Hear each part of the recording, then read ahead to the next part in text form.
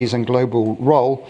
There's plenty that's going on both inside Ghana at the moment to reflect on this, but also in Ghana's neighborhood, its near abroad and beyond. So this is a really important event to reflect on how does Ghana sit in the international system at the moment? What are the issues for Ghana? Obviously, we'll be hearing, I'm sure, about debt relief and how Ghana is going to be managing its economics, given the realities at the moment in Ghana and the request for Ghana to join the G20 common framework. This is a hybrid event, so we have many people online. Those of you who are on Zoom on that platform can send in questions. Those of you on the other platforms, my apologies, you're going to be able to watch this meeting, but you're not going to be able to ask any questions, so my apologies in advance. Given that we have media in the room and that we're live streaming, this meeting is a public meeting. There's no Chatham House rule involved here. Everything that His Excellency John Mahama says is on the record, and you yourselves, when you ask questions, that will also be recorded and reported and so on, so you have that opportunity. If you're tweeting, we'd love it if you could use hashtag CHAfrica. That would be really appreciated by us. And if you've got cell phones, mobile phones in your pockets, could you make sure that they don't ring and give us lovely music? We just want to hear His Excellency speak. I don't think I want to say anything more. As I say, I'm particularly delighted that His Excellency is back. I was reminding him that at the election where he didn't prevail, I was part of the Commonwealth Observer Group, and indeed I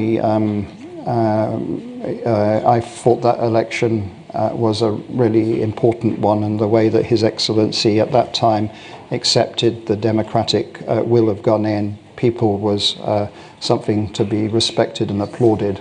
And I revealed to him that I quietly went to the same church he went on the day that he had accepted defeat, and so quietly we all prayed for better Ghana at that moment. Excellency, I'll invite you here. Please open the water bottle yourself and speak to everybody. Thank you very much. Thank you, Alex.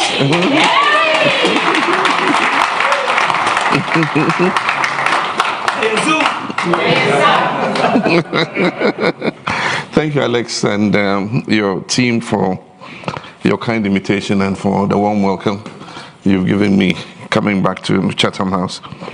Let me acknowledge the presence of the chairman of our party, Honorable Johnson Asiedu Nketia, and several other leading members of our party, including my former finance minister, Honorable Setekwe. I'm happy to have been able to join you from Brussels, where I had a very productive discussion on the future perspectives in the framework of Africa-EU relations at the invitation of the European Strategic Initiative. It is gratifying to be back here at Chatham House, which through the Africa Program events has offered a wide array of African leaders across various fields a unique platform to discuss our continent in ways not seen elsewhere. The discussions here have helped shape international opinion for Africa and offered a useful focus on its most important subjects. I hope to continue in that tradition by sharing some thoughts on the continent's present outlook and future, while dwelling on the situation in my own country, Ghana. Africa's political and governance history is quite well known. However, on this occasion, it bears brief recollection to set the tone for an informed assessment of Africa's prospect and future trajectory. It helps a bit that I have a bias towards history, which I majored in at the university in my formative years. And as the famous British statesman Winston Churchill said, study history, study history. In history lies all the secrets of statecraft. Quotations closed. The African story is one that evokes immediate memories of colonial exploitation and domination with abundant, cheap labor to be used for raw material production and export to build the magnificent metropolises of the world. Centuries earlier, when we were at the short end of the stick in the slave trade, as our best and strongest found themselves bound in chains and bundled into overcrowded slave ships, never to return. However, by the middle of the 20th century, there had emerged a young cadre of Pan-Africanists determined to free the continent from its colonial shackles. And these young Pan-Africanists worked at the peril of their freedoms and their lives. They eventually launched a liberation struggle that reverberated across the continent. Names like Kwame Nkrumah, under whom my father, Mahama, served diligently as a Minister of State, people like Nyerere, Kaunda, Sekituri easily roll off my tongue in this regard. Soon enough, after a spirited fight, colonialism fell in one country after another, culminating in the exhilarating liberation of South Africa from the worst form of colonial subjugation, which was apartheid. The result was the freedom for Nelson Mandela after 27 years in jail. Africa in the post-colonial era was awash with hope for a much brighter tomorrow. We were, however, soon to be enmeshed in a contestation over the most suitable development paradigm and ideology to follow. While some face west, others face east. We in Ghana, as famously declared by our first president, Osagyefo Kwame Nkrumah, face neither east nor west. We face forward and experimented along the line with whatever paradigm we deemed exigent at any particular time. Not enough time was afforded for these experiments to yield sustainable fruits, because a combination of disillusionment and adventurism ushered in military dictatorships and, in many cases, wanton misrule across the continent. By the mid-80s to the early 90s, it had become obvious that democratic governance and economic reform were imperative to overcome the suffering and stagnation that years of poor governance under dictatorships had spawned. Under the aegis of the Bretton Woods institutions and other multilateral partners, several African countries launched economic recovery programs with varying degrees of success. In the case of Ghana, I can say that through these reforms, we performed what could be likened to an economic miracle.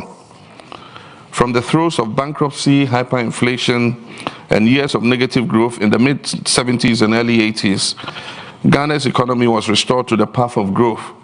Measurable and impactful progress could be seen. 30 years ago, we were even able to seamlessly integrate up to 1 million of our compatriots who were unceremoniously deported from Nigeria back to Ghana without causing too much of an upset to our economic outcomes. Of course, analysts and historians have suggested that the eviction was Nigeria's retaliation in 1983 to the dastardly deportation of other Africans, including Nigerians, under the Aliens Compliance Order of 1969. In the decade that followed that period, millions of Ghanaians were lifted out of poverty through progressive policies and interventions. Similar success stories could be recounted for other African countries. Between those heady days and now, the story of Africa has become patchy, even though progress has not completely eluded us. Civil strife, famine, genocide, and a relapse into bad governance can all be squeezed into the narrative that is Africa in the last few decades.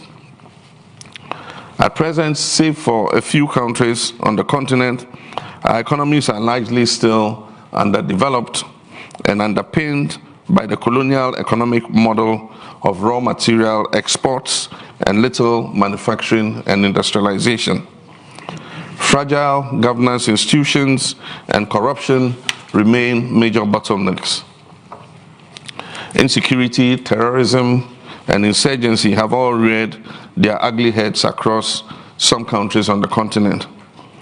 In the last few years, we've seen a resurrection of what we had believed to be an extinct specter of military takeovers in some African countries, especially West Africa. Mammoth unemployment and limited economic opportunities continue to confront especially the youth in Africa. This has been exacerbated by the youth bulge and is projected to worsen by 2030 if not addressed. obviously a threat to the attainment of Sustainable Development Goals and Africa's Agenda 2063. Africa, being demographically the most youthful continent, should have been an opportunity to be harnessed. However, the limited opportunities available to African youth has created a distressing scenario and culminated in the biggest threat facing the continent and the world at large. Africa has always been an opportunity. That has never been in contention. What is in debate is the extent to which Africa has been an opportunity for itself and exploited its advantage for the benefit of itself. The story of the contribution of Africa has always been one of fascination. From its origin as the cradle of humankind, the continent has through the ages left an indelible mark on the pages of history. The echoes of the Arab Spring, which took place barely a decade ago, still ring in our ears and serves as too clear a reminder of what possible and probable danger the continent faces if the situation does not improve, and quickly so. The prevalence of cyber crimes, including internet-based fraud, which is popularly called Sakawa in Ghana, and other offenses spill beyond Africa and affects the rest of the world. This must be addressed head-on. The foregoing by no means suggests that there's no positive news coming out of Africa. There's a lot to celebrate on the continent. There are many thriving democracies in Africa, with some well-governed countries and strong economies. Information communication technology uptake is one area where strong growth has been recorded. Just before the COVID-19 pandemic, Africa was recording the fastest rate of new broadband connections, and mobile data traffic was projected to rise astronomically between 2017 and 2020, growing by about 46%, according to Statista. The e-commerce sector was also experiencing exponential growth as our population attained more awareness and became more reliant on online retailing. That said, there's still very much to worry about. It is a fact that Africa has suffered historical injustices like slavery, colonialism, and an unjust world economic order, which have held us back for centuries and deprived us of a level playing field to develop rapidly compared to other continents of the world. But it's no longer tenable to continue to blame these events predominantly for our present state. That will be absolving corrupt African leaders of blame for mismanaging the resources of the continent.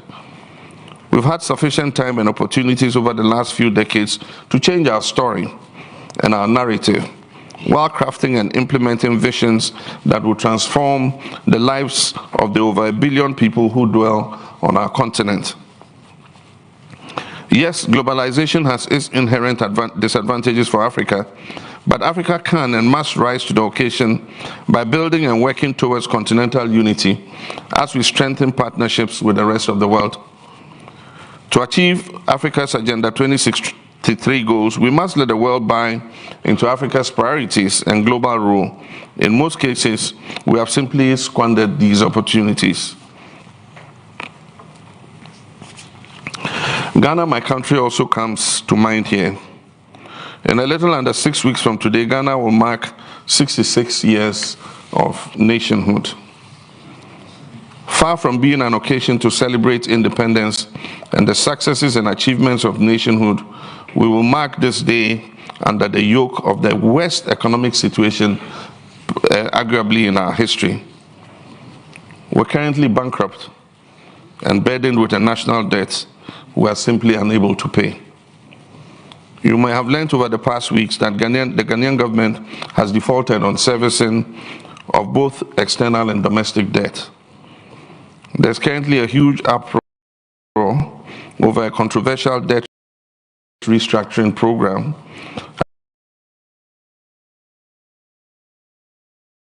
that which the middle class of Ghana could be wiped out if plans to have them forfeit proceeds of government bonds on which they rely for investment and sustenance are followed through. In absolute terms, up to about 6 million people could be deprived of their life savings and investments. Ghana's banking and financial sector could also be under threat of insolvency if no suitable adjustments are made to the debt restructuring plan. Our present economic situation, underscored by our bankrupt status, sharply contrasts with our fortunes over a little over a decade ago. At the time, our economy posted some of the highest growth rates in the world, with a robust and fast-growing non-oil sector. Too many of our economic indicators today are pointing south. We have in the last month entered the hyperinflation era with an inflation rate of 54%. Our currency has in the past few months been counted amongst the worst performing in the world, plummeting by as much as 54% in value within the first 10 months of 2022. Widening budget deficits have characterized economic performance since 2018. A severe cost of living crisis fueled by ever-rising prices of basic goods has imposed extreme hardship on Ghanaians as the government struggles to meet some of its most basic commitments in areas like education and health. Unemployment stood at a staggering 13%, the highest in recent memory. It will be no hyperbole to assert that our present state bears an uncanny resemblance to the period of the late 70s and 80s. How was a country with such bright prospects only a decade ago brought to its knees so quickly when it should have made far more progress? The present trouble with our economy stems from gross mismanagement and in some instances sheer recklessness. Government failed to sustain the gains made after our last IMF program, which brought stability into the management of the Ghanaian economy. Corruption has also contributed significantly to bringing us to this distressing juncture. Government has been quick to pass off the COVID pandemic as a reason for this poor economic record. Yet available data shows that many of our neighbors in West Africa and further afield posted much better economic performances than we did during and after the pandemic. The World Bank, through its Ghana Country Director, has also stated unequivocally that Ghana's economy was already in distress before the pandemic occurred. The purpose of recounting these failures, driven by mismanagement and corruption in Ghana, is to demonstrate how Africa depletes its scarce resources generated from both the continent and development partners.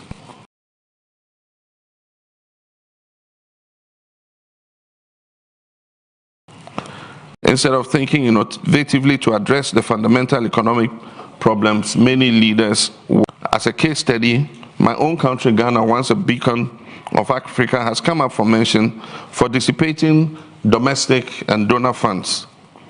A recently published audit report by the Auditor General of Ghana into receipts and expenditures on COVID-19 exposes staggering instances of corruption running into billions of Ghana cedis.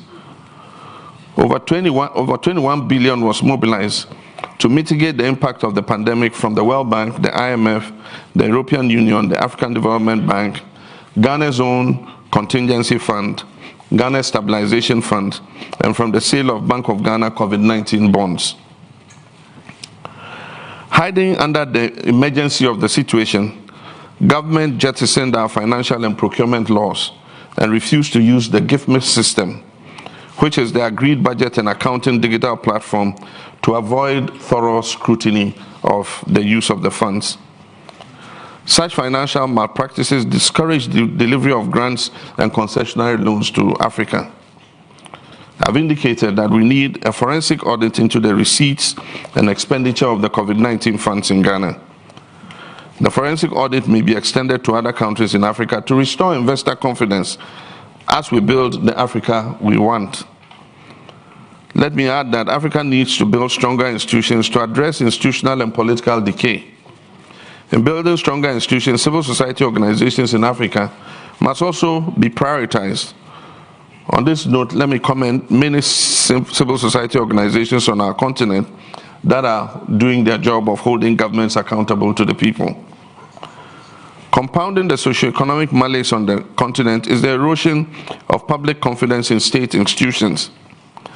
Many of these state institutions, set up to be independent arbiters, and offer appropriate checks and balances on the executive arm of government have in recent years served more as extensions of government. In many cases, as is the case in Ghana, there have been overt efforts by the government to weaken these institutions and bend them to its will. A case in point was the ouster of the then chairperson of the Ghana's Electoral Commission and 2 other senior officials of the commission by the president over clearly flimsy and contrived reasons.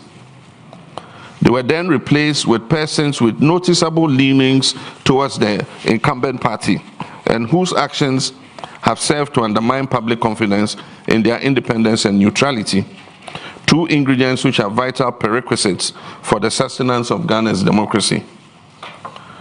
Relatedly, Ghana's judiciary has also come under public scrutiny in recent years for what is widely perceived as bias towards government. Until the advent of this government, our judiciary had commanded tremendous public respect and confidence for their firmly independent posture. This is arguably no longer the case. And this is a worry to investors because one of the factors that boosts confidence of investors to place their money in a country is the faith they have that in event of a business dispute, they can expect the justice system to be a fair and neutral arbiter.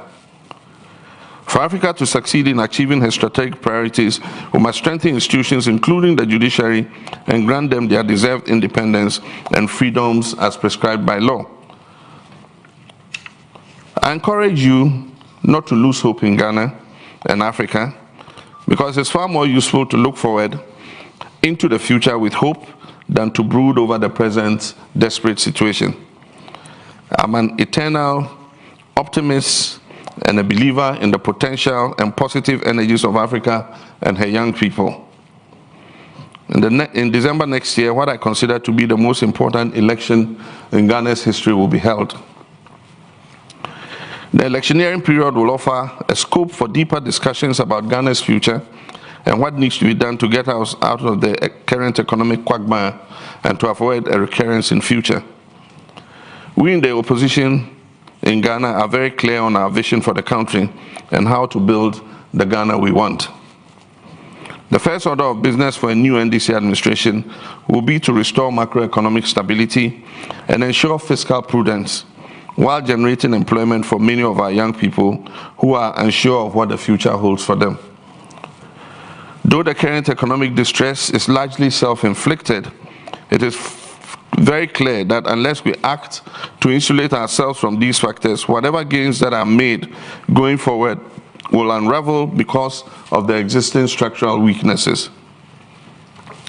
The National Democratic Congress, the NDC, which is my party, therefore commits itself to immediate structural reforms based on a national dialogue and forging a broad national consensus that will lead to the diversification of our economy and its production base and the attraction of investment into industry, farming, agribusiness, the digital sector, and tourism. We're determined to process our natural resources like cocoa, gold, bauxite, oil, copper, while we build more robust capacity to respond to global energy shocks. I invite you to look favorably at Ghana again because there is hope ahead. I also urge you to partner Africa as we confront the challenges posed by climate change, emerging disease, terrorism, and cybercrime in order to build a safer world. Our borders are borderless because of globalization. Therefore, we must stand in support of one another. As we look into the near future with optimism, there are instant solutions that must be found to the crippling economic crisis which has left a dark pall hanging over Ghana now. At a continental level, I want to reiterate my international advocacy for a reinstitution and extension of the Debt Service Suspension Initiative, the DSSI, to afford countries like ours some limited fiscal respite. I will similarly call for an expansion of the common framework for debt treatments beyond DSSI to help African countries access debt restructuring tools and mechanisms. I've also had calls to state elsewhere, and I would repeat that the time has come for an African version of the Marshall Plan. I note and applaud the Global Gateway Program of the European Union that seeks to mobilize over 300 billion euros over the next 7 years for infrastructure in Africa and the rest of the developing world. If Africa is to survive and be a source of hope for the rest of the world, then Africa, as an imperative, must speedily harness the advantages it has to ensure inclusive growth for all its people. With the continent boasting the world's largest free trade area, along with an over 1 billion person market, Africa is prime, as reported by the World Bank, to carve out a new developmental pathway.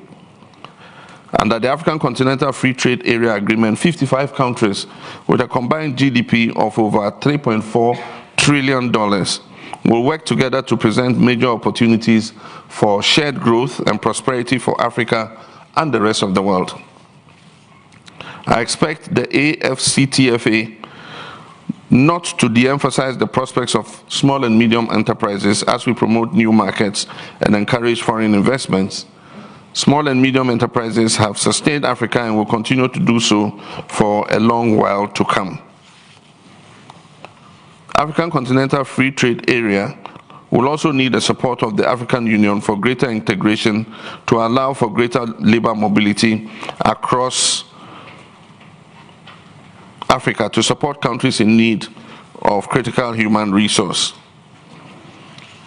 And the African Continental Free Trade Area must not allow businesses with political connections to be prioritized over real captains and champions of industry.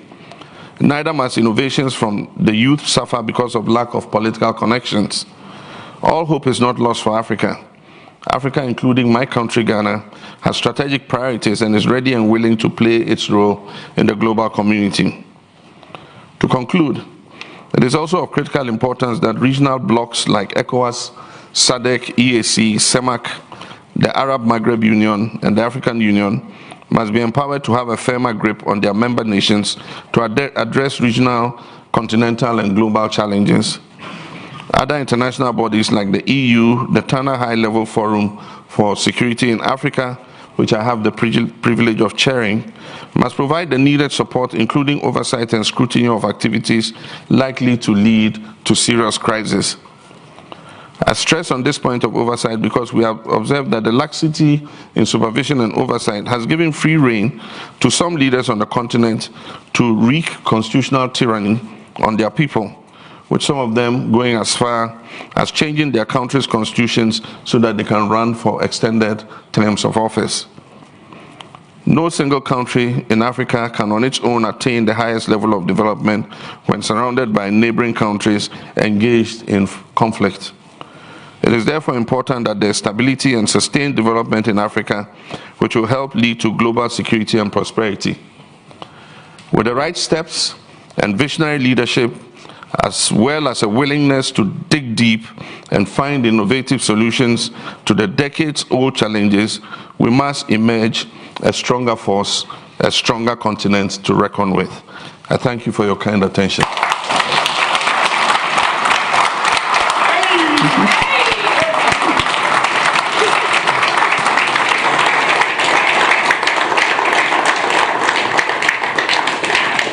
Thank you very much. If everyone sits down, we're going to have reasonable time for questions and for a discussion.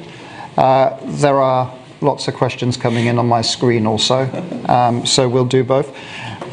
Excellency, you can sit, but answering questions, you do look a lot better and more handsome if you stand up. So relax for the moment. We'll take some questions, but with live streaming, you will get recorded for posterity too. So I'm sure you want to look your best. I think I need to go to someone I do know who is a friend of Ghana, and his hand is just there. He's got a scarf on. It's not a Ghanaian scarf, but it is nevertheless a Ghana, you know. And please do introduce yourself. Thank you. Nick Westcott, former High Commissioner to Ghana, now Director of the Royal African Society. Your Excellency, I'm sorry I didn't bring the Ghanaian scarf. I should have brought my smock. But thank you very much for that very stimulating talk. As you say, investors are hesitating at the moment to come to Ghana. The economic situation is difficult. And I noticed you were critical of the proposals to restructure domestic debt. But nevertheless, it's a real problem. And investors will be looking at what your solution is to this domestic debt, in fact, and the international. You mentioned some solutions, the international, but the domestic debt is particularly difficult. And do you think that the proposal for a Ghana compact to re-establish the sort of some economic consensus around the way forward is going to be part of that solution? Thank you very much. Thank you. So I've got two fairly similar questions online. I'm going to do those. We're going to have plenty of time, yes, and we'll overrun just a little bit also. So somebody who you do know, Excellency, Patrick Smith is from Africa Confidential, Africa Report, is asking, what more do you think the G20, IMF and World Bank could do to expedite debt relief and fresh investment in Africa? So not just Ghana. And then Roland Taylor has also been saying, well, if you'd not lost that election and had been president, what would you have done differently related to the economy? So let's take those three, and then the next round we'll focus on this room for questions. Please go ahead. Thank you. Alex, I think I'll just stand here. Yeah. So. That's the best. Thank you very much. Nick, good to see you again. And thanks for your question. We worked quite closely together during your period in Ghana. And Patrick, thanks for your question on G20 relief and what would we have done differently. These are the three questions. I'm not opposed to debt restructuring. Debt restructuring is a condition precedent to getting an IMF program. And Ghana needs to do a debt restructuring to be able to go into a program. What has been the contention is a lack of dialogue and consultation with the debt holders on the domestic side. I know currently negotiations are taking place with the bondholders on the external side. Not the same treatment with domestic bondholders. Government feels it can just ride roughshod over them. So one fine Sunday night, we're all relaxed at home, and then we had the finance minister, address the debt restructuring and announce how it was going to be done. 0% in 2023, 5% in 2024, and after that, 19% in 2017, and then going all the way till 2035, without any consultation. I have been an advocate for dialogue. Before this whole crisis started, I advised the government, I said, hold a national dialogue on the economy. Give what the state of the economy is, and let everybody buy into it and understand. And then after that, seek a broad consensus behind the economic program. This suggestion was never taken. And then what we expected to happen actually happened. We had kept raising the red flag since 2019 about government's reckless borrowing program, going onto the Eurobond market every year for $3 billion and not investing it in the productive sectors of the economy, most of that money being used for consumption. And that is what has ended us where we are. And after you've recklessly mismanaged the economy, you don't want to make the same sacrifices. You're asking the people to make all the sacrifices. Sacrifice your bond, I'll pay you in 15 years. How do you know the person will live till 15 years? And yet, correspondingly, government expenditure is increasing. One would have thought that in this crisis, you're not going to increase your debt in this budget by 82 billion over last year. 2023 budget has seen government expenditure increase by 82 billion over 2022. That is not a government that is serious about making the same sacrifices. It is asking the people to do. And that is our concern with this debt restructuring program. Apart from that, you don't let the driver who ran you into a ditch after you've managed to pull the car out of the ditch, see him sit behind the wheel again. And I mean, the majority itself, members of the MPP, have said, take this finance minister out. Bring somebody who the public will have more faith in, and because he didn't create the crisis, they will be better able to have a negotiation and sit down with this person and negotiate in good faith. But the one who's caused the problem is the one you are asking to negotiate with bondholders for a debt restructuring. So that is our concern with the debt restructuring. Of course, government has applied for debt relief under the G20 debt treatment. We had thought that they would take advantage of the DSSI at the time it was announced, but because they did not want to be shut out from the international capital market, wanted to continue borrowing, they refused to access the DSSI. And that is what has led, now the international capital market is shut to you anyway. If you had undertaken the DSSI, it would have suspended your debt service and given you fiscal space. Probably would have been able to maneuver out of the situation in which we are. But they refused, and the same result that you were trying to avoid, being shut out of the market, has happened. You've been downgraded to junk status. Ghana's credit is at junk status on the garbage heap. Nobody is going to lend you money. And so unless we get the benevolence of the IMF to shore up our reserves with the 3 billion loan and hold the headmaster's stick over us to let people know that we're behaving ourselves properly in school, then our economy is in tatters. And so that's the problem. What we would have done differently, I would have not borrowed as recklessly as they did. We would have borrowed prudently and would have taken better management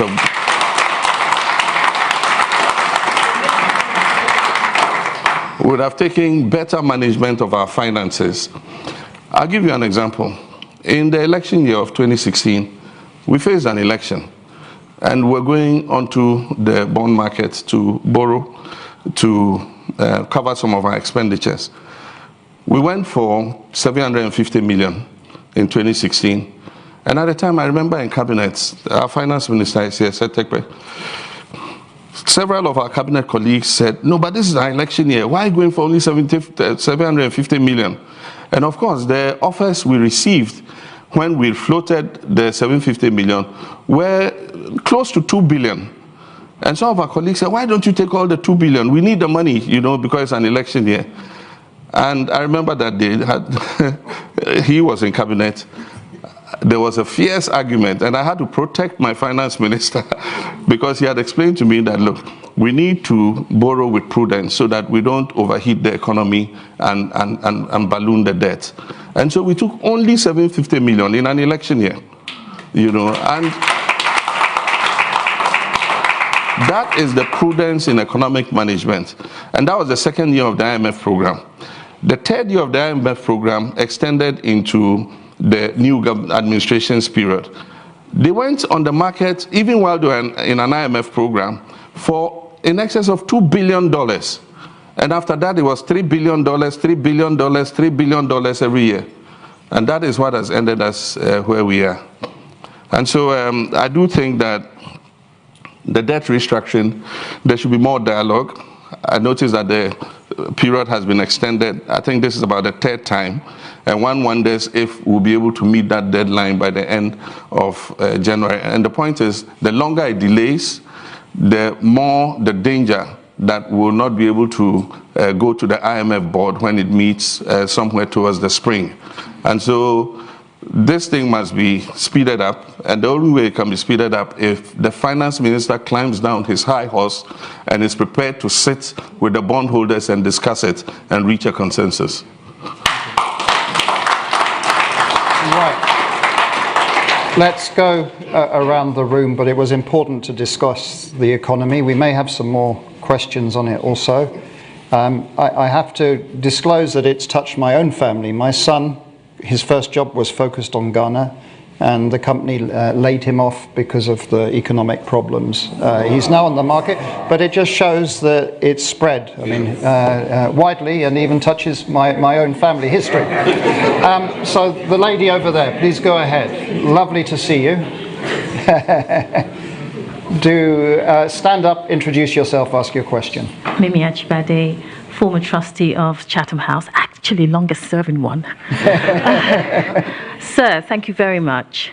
I would like to take you back to your point about history being important, because that, I think, rings true, especially when you ask about the role of Africa, and indeed the role of African countries in the world. My question to you is, given this framing I'll give you, what do you think? How would you rethink it, or what would you think about the role of Africa? So, to my mind, when I take a geopolitical perspective on Africa and African countries, Africa to me is no more corrupt than East Asian countries. Africa does not have more outlandish dictators than even Europe. We talk about, yes? Or East Asia. So what is it? And I say to you, sir, that it is the geopolitical position of Africa. The Africa continent is not a buffer continent for any reason in the West. And African countries individually are not. Why? There are a couple of reasons. First of all, we embrace, as you've just spoken, democracy. So they don't need to bribe us to go for democracy. We are not natural communists. There are other reasons. So I want to say, given that, and looking at the future of Africa, and the fact that Taiwan, Japan, South Korea were given transfer technology so they can be buffer states to China, and that's why they're great. Ukraine is feeding Africa on wheat, which is not even a traditional wheat food substance for Africa, because they wanted it as a buffer state for Russia. What is it that we in Africa have that we can say, oi, this is us. If you don't, we're not giving. Thank you, sir. Very much. So I'm going to that gentleman there. I know who you are. I hope, Excellency, that you read his magazine. He's going to introduce you. Go ahead. Thank you. Jonathan Rosenthal from The Economist. Excellency, thank you for your fascinating talk. I think we're on the same topic roughly of geopolitics, but you spoke about stability in the region, you spoke about Africa's role on the international stage. Ghana itself has taken a principled stand with regard to Russia and Ukraine in defense of the Charter. A large number of African countries have not. We've seen Lavrov recently on the continent. We've seen South Africa fairly shamefully. And we've also seen some neighbors in your region bringing in Russian mercenaries. I wonder if you've got any observations on whether the continent broadly is playing a role it should be in these affairs. Thank you. Thank you. Does anyone have a third question that's around this issue of geopolitics so that we kind of cluster it? You have? Go ahead, please. Thank you, Chair. Really quickly, sorry, I'm Edward Adonteng. I was the founder and president of the Ghanaian Society at Coventry Uni, but I doubt you ever saw me, Alex. Really quickly, so Your Excellency, you were the chairperson for ECOWAS 2013 to 2015, if I'm not mistaken. I wanted to ask you, we've seen civil unrest in Burkina Faso, Mali, Senegal, the Casamance region, Guinea-Conakry. I wanted to ask you, on the topic of strategy, what is the direction that ECOWAS, in your opinion, should be going in? Okay, thank you very much. There is, Excellency, one question online, which is from Abdul Malik, and it kind of ties in on what is for kind of middle level organizations like the Commonwealth.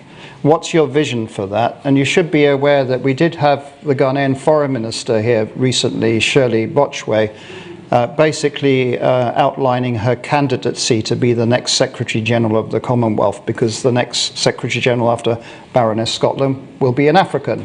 So what's your view of a Ghanaian becoming Secretary General of the Commonwealth, and your vision for that? Thank you. Thank you very much. And thanks for the question, looking at the historical perspectives of Africa. I think I agree with you when you say that we're no worse than other parts of the world, but I do think that part of the problems we suffer in Africa is because of the erosion of our value system.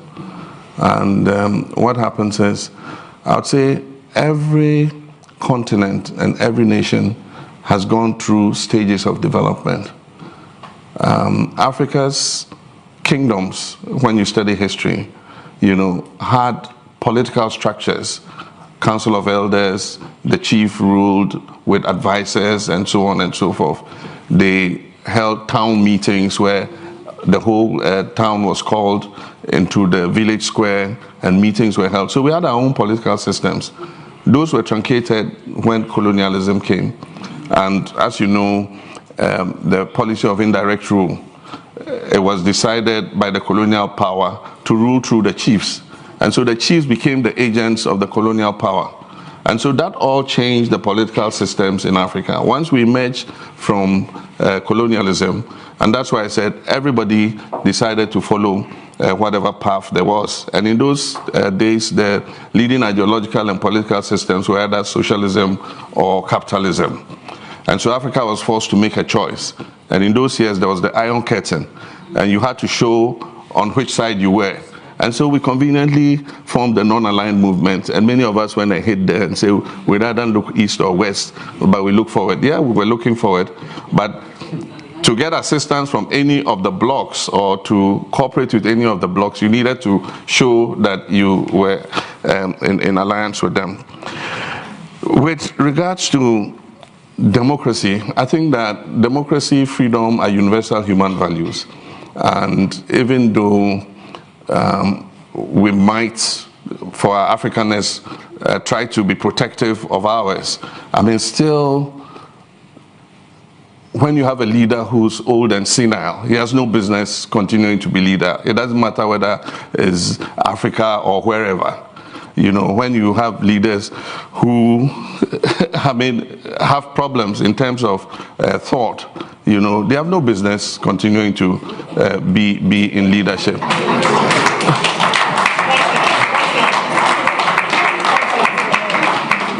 And especially when you have a population, a continent as youthful as Africa. 60% of the population of Africa is young. And so, I mean, why would you have 80-year-old and 90-year-olds, you know, still, I was going to say they should be home looking after their grandfather, their grandchildren, but I recently became a grandfather myself, so. And so values of democracy are universal, and we need to continue to deepen democracy in the modern world. And so I would say that, yes, we're proud of our African heritage, but the values of protecting human rights and freedoms is something that every human being aspires to, and we cannot rule that out. With geopolitics, well, Europe and NATO, I would say, have been occupied with the Ukraine-Russia war, and several times, again, we're called on to choose which side, you know, we're on. When Tigray and Ethiopia are fighting, we don't ask you, who do you support? Or when two African countries are fighting, we don't ask anybody in the world who you support. We try to intervene and resolve it. And so I think that the priority should be how to resolve the conflict. Of course, I don't believe that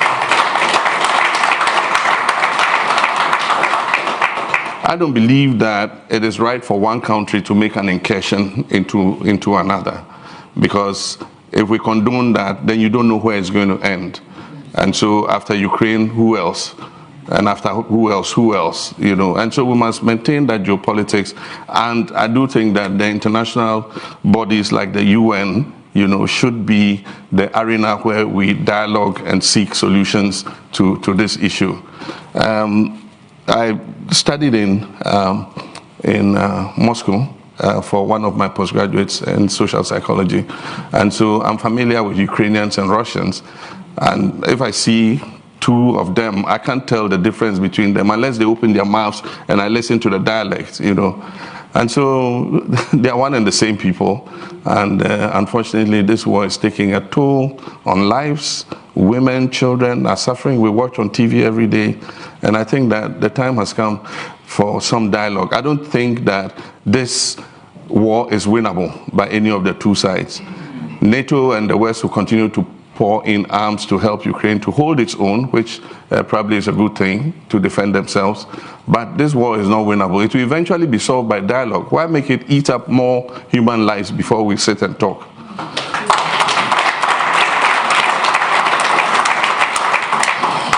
I think the issue about, and I'm sure you were talking about Wagner in Mali and other places, Central African Republic.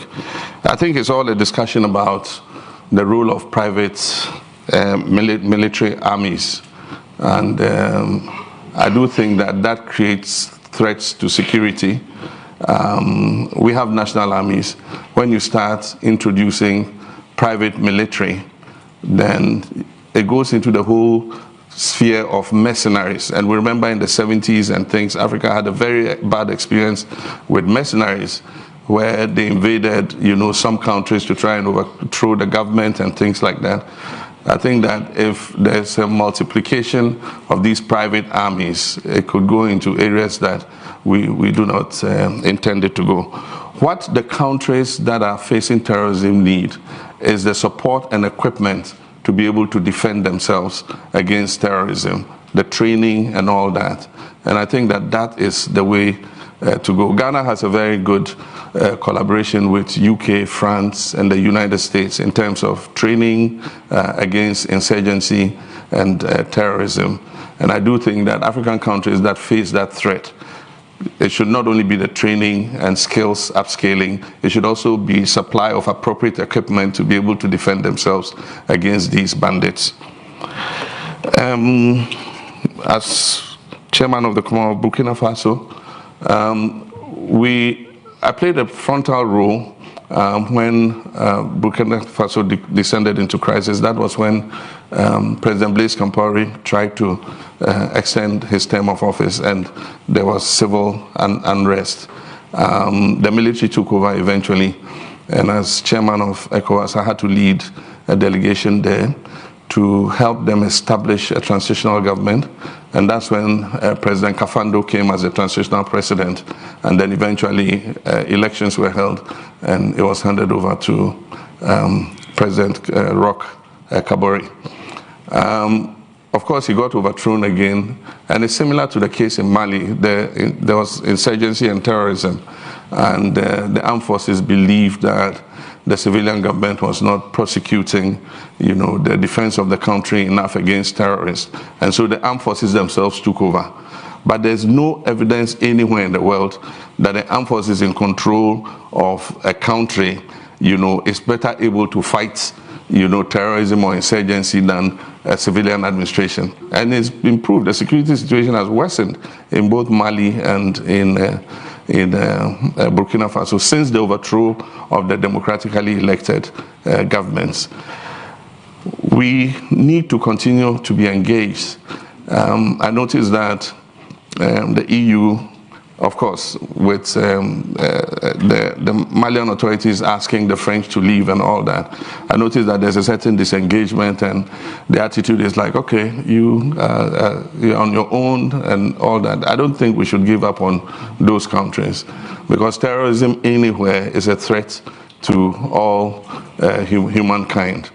And so even though those authorities are going in a certain direction, I think that the world should still remain engaged with both Mali and Burkina Faso and give whatever support we can to be able to help them deal with the situations they face.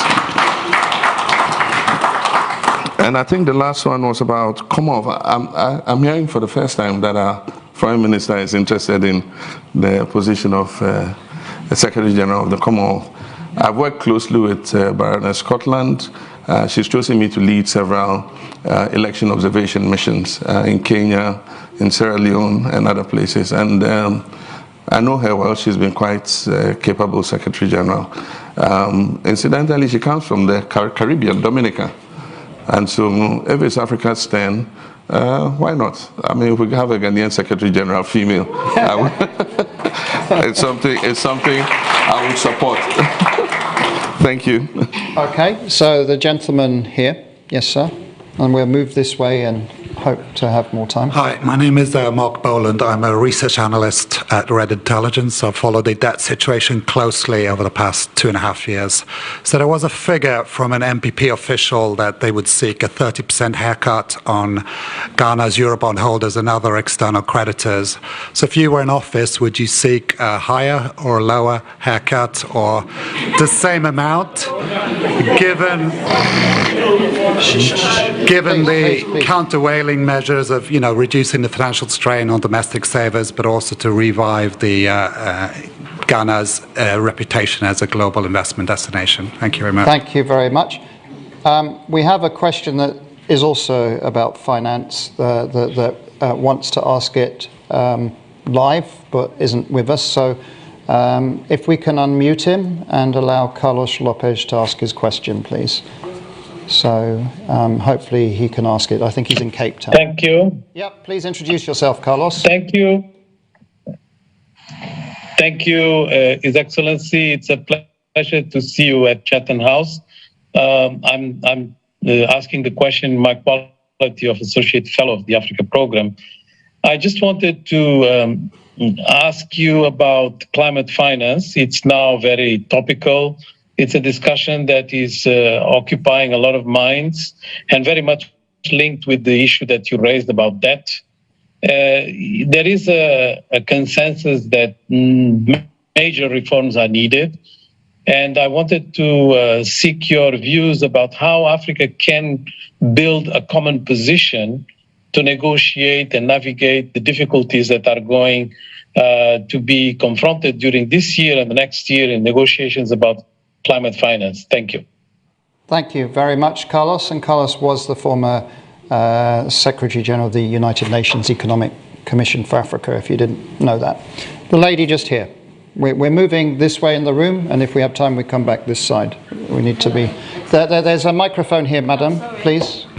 Go ahead. Hello, everyone, and hello, Excellency. Okay, I joined NDC because of you. No, seriously. I joined in 2012, okay? And sometimes people think that, why do you join a party? Reason why I'm using that as a platform was because you had foresight. You were talking about plans that you were going to do for Ghana, and it was more modern. Now, one of the problems that I think I continue to have is when we talk about democracy, we talk about finances, we talk about how Africa is run. As the lady said, we've got westernized people that they steal more than you can even think of, okay? We've got monies that when it's borrowed to the African countries, there's more interest on. Now, when we are looking at the structure of Africa and accountability, how do you do that? Because in 2019, I was at your Crossroads talk at Come to Ghana then, and you gave solutions, and they didn't take it, okay? Now, you know that the elections that we continue to have, it is more fraudulent, and it's more tribalistic. It is more, it's degenerating now. How would you put in place for the next election if you decide that you want to be a flag bearer? How do you do that? Because I was born here, and I'm looking for the next generation, because I do youth talks and stuff. How do we do that? How would you make that change? Thank you very much. So, this far end of the room at the back, is there anyone who wants to ask a question right now? No. You, sir? Okay. And then we do one more round after this, and then we will have run out of time. Go ahead. Thank you very much. My name is Al Hassan Sohin. I'm a member of parliament from Ghana, and I want to find out from His Excellency, when you were making your presentation, you did say that Ghana's economy was at a point of takeoff at the time that you were handing over. That is expected from anybody who had the opportunity that you had at the time. What is the evidence in economic policy that indeed Ghana was at a point of takeoff when you were leaving office? Thank you. Thank you very much. Okay. Please go ahead. Yeah, thank you very much. And very quickly, that's exactly what I'm talking about. Off the top of their heads, they say, we want a 30% haircut. One, you need to look at the whole debt, the structure of the debt, you disaggregate it, external, domestic. Then you must do a stress test and look at what the optimum debt relief you want is and in what period of time. And when you've done that, then you have a certain figure in mind. I don't know if that's how come they came up with 30%. But then the final figure would be based on negotiations with the creditors.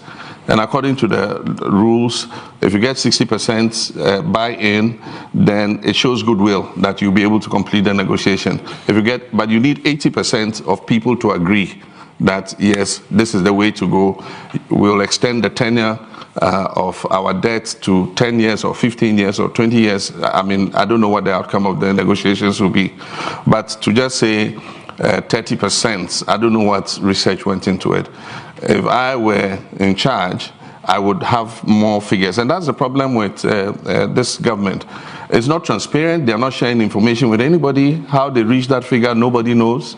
You know, they just sit in the finance ministry and, you know, come up with any figures they want, and they just try to ram it down everybody's throat, unfortunately. Climate finance, I think there's too much lip service to climate change, solving the issue of climate change. Since the Paris Agreement, I mean, we all agreed in Paris the steps to take towards climate change. That was the first serious breakthrough. And we clapped, we're all happy. I was at that conference. Former President Kufuor was one of the interlocutors in that climate change conference. And shortly after, enter Trump, says, no, America is pulling out of the agreement. And so for the period of Trump, America starts reversing all the issues to climate change. And the sad situation is that of Africa. Africa has been the least contributor to global warming. And yet we face the most adverse effects of global warming.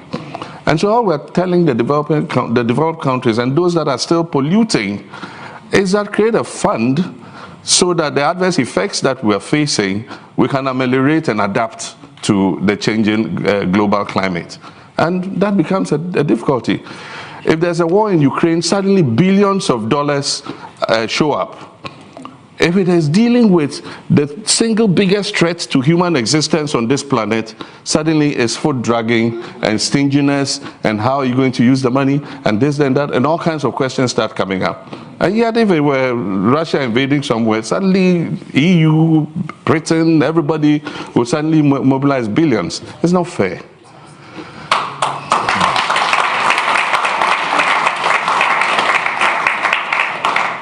I think that climate change, not Russia, is the biggest threat to human existence. And we must be more ready to apply resources to it than to provide tanks and aircrafts and things. So that's my thinking on that. Thank you for... She says she became political because of me. She joined politics because of me. But I think it's a... I'm one of your chairpersons, your ex-chairperson. Okay. All right. Thank you. I appreciate that because there's a price to pay for aloofness. There's a saying that for those who, I've forgotten what exactly it is, but for those who refuse to participate in governance or something, the price they pay is to be ruled by fools. You remember something like that. Today, there are bondholders who said, I don't do politics. Me, I'm neutral. I'm not NDC, I'm not MPP, I'm not what. You see, when the disaster came, today all of them have suddenly jumped up. And yes, I mean, these politicians, if you had participated, we probably would not be where we are. And so everybody must take an interest in how your nation is run.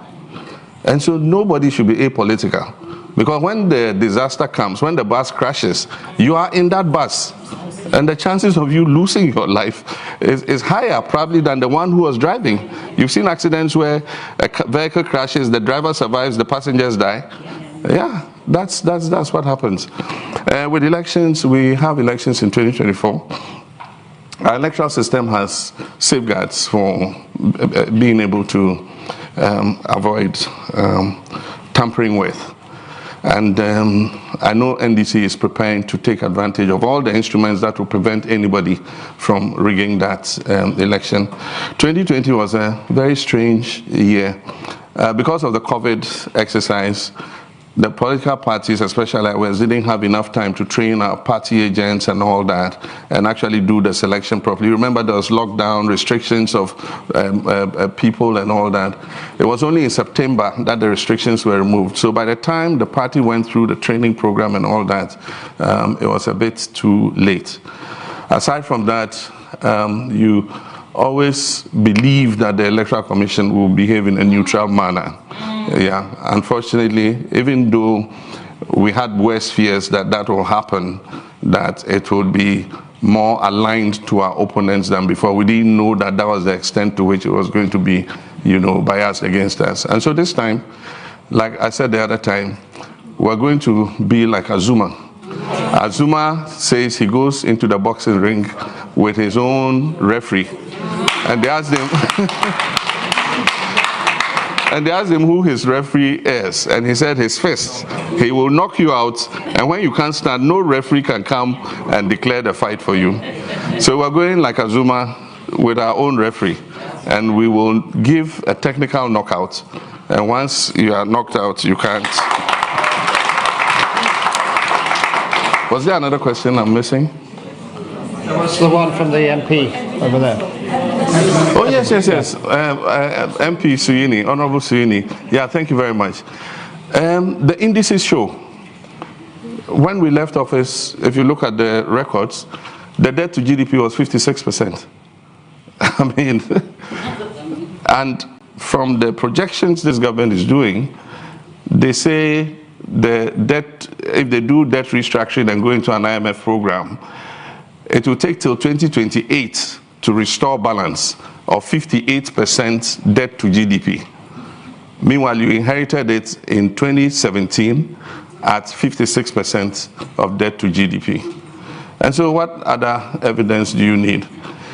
When we're leaving office in 2016, all the multilateral agencies predicted that Ghana was going to grow at 8% because of the work we had done. And in 2017, it grew at 8%. And that's a credit this government is trying to claim.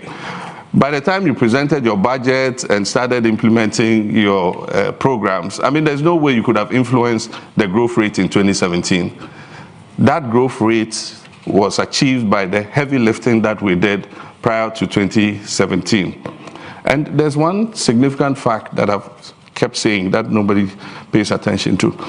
Under that program, for the first time in history, we had agreed with the IMF that we were going to do zero central bank financing.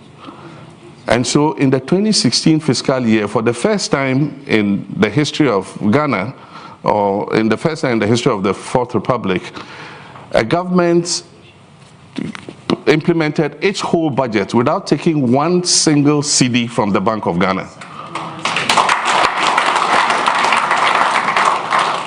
And so it's clear that by 2017, when this government came, we had achieved stability in terms of economic management. All they needed was to take it and move it to the next level.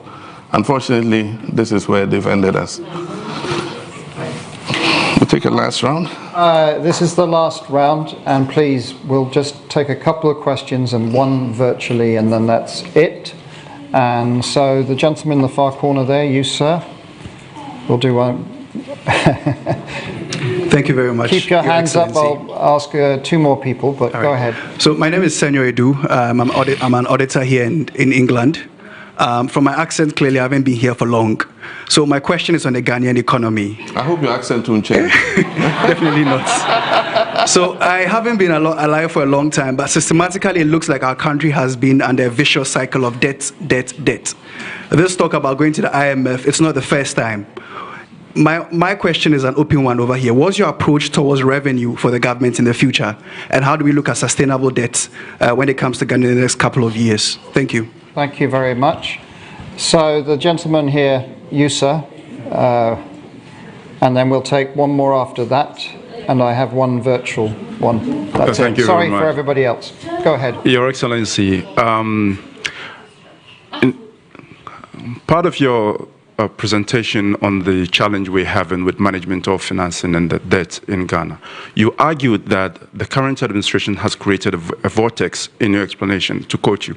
They've created a vortex that consumes any volume of money that comes in the system. That is established. And now with the DSSI and all other institutions that you're seeking that we have financial support, is that not going to continue the system where finance goes into the system, get consumed by the vortex, and the nation never gets a success?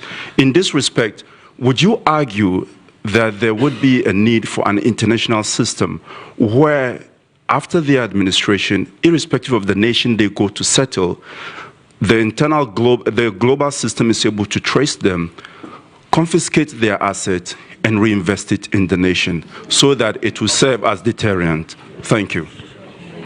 Thank you very much. So, yes, madam. No, sorry for everybody else. Also, we need parity. We've had a couple of male questions, and so we need a... Thank you very much for the opportunity. Thank you, His Excellency, for your insights. My name is Vera Haibo, and I'm coming all the way from Scotland. Coming all the way from Glasgow, kindly permit me to ask 2 questions. The first one is about the currency in Africa. We all know how the cedi has been depreciating. In fact, this morning when I checked, a pound is like 15.5 Ghana cedis. I want to know if you think a common currency within Africa, for example, the ECO, would be a solution to some of the economic crisis we currently face. And my second question is to do with the role of the diaspora, Africans in the diaspora, in lifting Africa from the current situation we face. What role? We all know that those who fought independence for us, most of them were in the diaspora before they came down to fight for independence. What role do Africans currently in the diaspora, what role can they play to help resolve the situation we face in Africa? Thank you very much. So I have one question coming in here from Dina Mufti, which is the following, Excellency. She's asking you, what is the most important lesson in your life?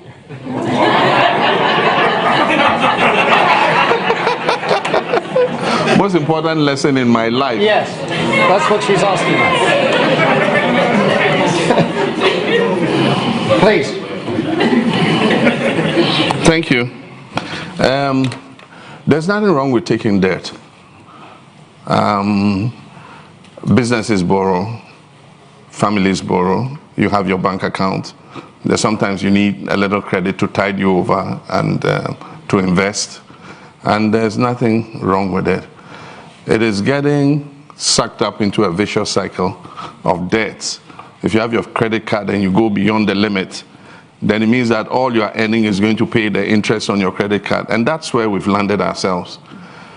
I think that we must be more prudent in our borrowing. And I believe that after we get out of this rut, we must put in a mechanism that tempers our borrowing, and that is able to cap especially non-concessional borrowing, especially commercial credit. When we're going through the IMF program, we put a cap on commercial credit or non-concessional credit of $500 million per annum.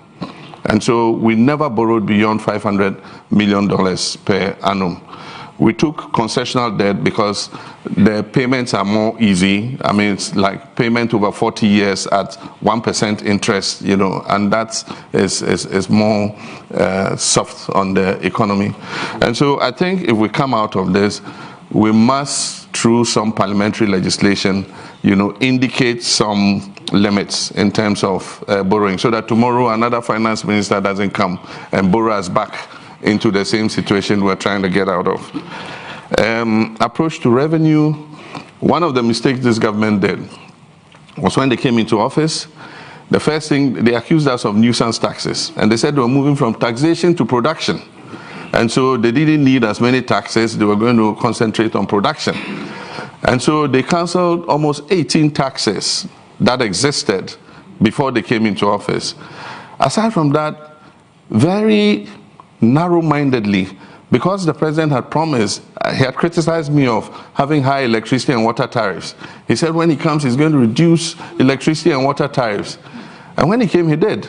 Residential consumers reduced by 17.7%, non-residential consumers by 30%. Now, what he forgot is that the state utilities in Ghana, are state-owned. And so if you reduce that tariff, those were commercial tariffs, if you reduce that tariff, you create a deficit. And that same deficit is a liability on the state. You have to find money to pay it. And so they did that, and the utilities all ran into debt. And eventually that debt of the utilities has come back to haunt this government. So recently they increased by 22% electricity. Then recently, just I think starting February, another 29% increase. So what was the use of that 17.7% decrease? By now would not have had to increase by this much. Then the worst one was during elections. They gave free water and free electricity. And so free water, free electricity. And I think it was Kwesi Pratt who said, hey, this free water, free electricity, it's not free. Someone must pay it. And I'll be surprised that if you are called to pay it, as soon as the elections were over, 1% COVID levy. He said, what is it for? He said, oh, to pay the free water and the free electricity. You enjoy it. You know. So I answered the debt vortex question. And he also had an addendum about where people have mismanaged or misappropriated state resources and they run away. Is there a system to bring them? I think it exists already. Happily, the Western countries and the developed countries are cooperative in terms of helping to trace people who have stashed away, state resources, and to help governments retrieve them. You have to establish that those resources exist or they acquired them illegally. And normally if you apply to the country where they've gone to seek refuge, you are able to retrieve that. It happened in Nigeria with Abacha. Some of the Abacha wealth was repatriated. So it's something that can be done. There are even mechanisms through Interpol and other things where if somebody has committed a crime, you have the possibility to have them extradited back to come and face sanctions. So that shouldn't be a problem. Depreciating currency, like I said, yes, our currency has depreciated. And for many years, we've been trying to forge a common currency amongst the remaining West African countries. As you're aware, the French-speaking West African countries have the CFA. And the CFA is more stable because for a long time it had a link to the French currency. Aside from that, they have a common central bank that regulates the value of that currency. And so it gives them more stability when it comes to that. And so our intention had been to create another currency for the English-speaking, including Guinea, which was not on the franc, on the CFA franc, to create another currency and eventually merge all of them into one common currency. Unfortunately, progress has been very slow. You need to achieve what they call convergence criteria. And in our time, we had achieved the convergence criteria. But with what has happened now, with our deficit where it is, our debt where it is, it means we backtracked. We have to work at it again. Nigeria has to work at it again. All the countries must reach within a certain bracket before we are able to merge the currencies. But with the African Continental Free Trade Area, they're trying to come out with a digital payment platform that makes it easier for us to transact business amongst ourselves. And if that happens, it would help, in exchange, in the West African sub-region. The most important lesson in my life,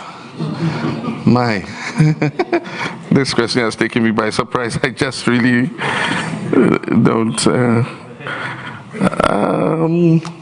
I can't put my finger on anything. I think that I learn life's lessons as they come.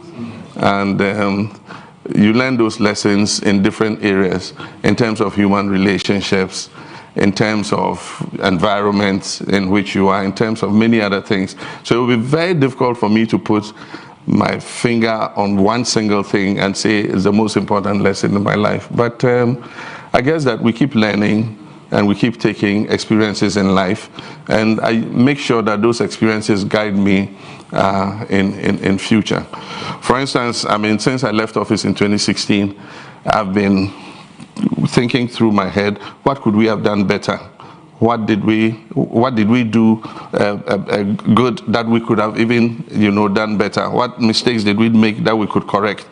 And several things come to my mind, and one of them is that we were not as forceful in letting the people see what we had done for them. We assumed that they would see it.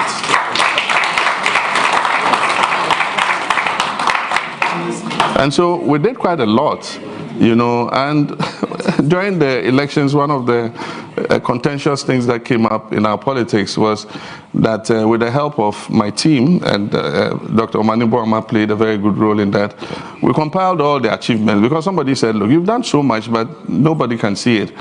And so we compiled all the achievements into what we call the Green Book. And then we published the Green Book and distributed it. And you know what our opponents did? These are Photoshops. This hospital does not exist. They said we went to Dubai and took pictures of various projects and put them in the Green Book. But today, I mean, I get people who come here and say, oh, so that hospital in Legon exists. I said, but what do you think? You think that we would have just gone and told a lie that it didn't exist? And so maybe next time NDC gets a chance, and our leadership, we should make it a point to let the people know what we're doing for them. And I think that the people will appreciate it better. Thank you very much. Thank you very much. Alex. Thank you. Thank you. Yeah. If everybody can just remain seated, President Mahama has to go to another appointment now. But thank you very much for coming to Chatham House. And thank you for everybody who's been live streaming and been watching this. Okay. Thank you, Alex. Okay.